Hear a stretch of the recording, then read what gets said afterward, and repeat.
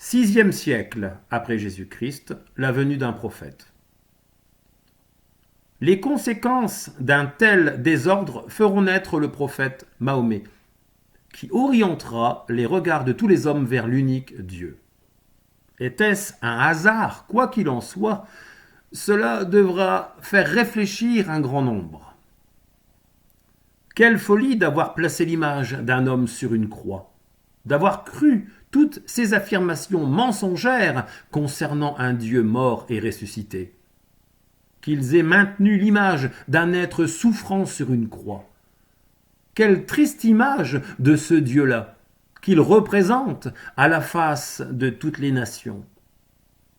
Il est normal quelque part que ce prophète rappelle aux gens de toutes les nations d'adorer et servir un seul et unique Dieu.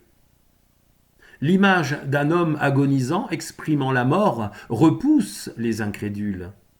L'image insistante de cette malédiction s'oppose à toute bénédiction. Ce prophète, qui n'a rien d'égal au Christ, rappellera cependant au monde l'urgence de retourner à l'unique, au véritable, à l'invisible, à l'immortel Dieu de l'univers tout entier. Il enseigne que Dieu est miséricordieux. Ce prophète ne le savait-il pas? Celui en qui mon âme s'est plu, qui m'a mis à part et enseigné jusqu'à me faire connaître son nom, est le Dieu immortel et invisible, le Dieu unique. Le voici, et ses sujets ne sont pas seuls.